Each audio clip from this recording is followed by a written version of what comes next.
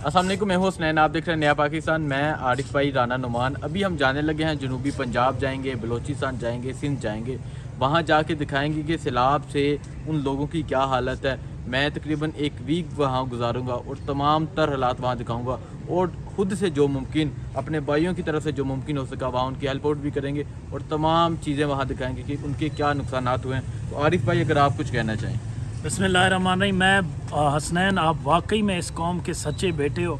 मैं आपके जज्बे को सलाम पेश करता हूँ। पूरी कौम को आप जैसे बेटों की कदर करनी चाहिए, जो आज देखो अपने जज्बे के साथ इन्होंने कहा कि यार बलूचिस्तान में सबसे ज़्यादा नुकसान हुआ है, सबसे ज़्यादा सैलाब में शहादतें बलूचिस्तान में हुई हैं और उसके बाद सिंध में हुई हैं, फिर पंजाब में हुई हैं। तो मैं अपने उन दर्दमंद भाइयों के पास जाऊंगा, उनके दर्द में बराबर का शरीक भी हूँगा और जो उनका नुकसान हुआ है उसको पूरी दुनिया में दिखाऊंगा।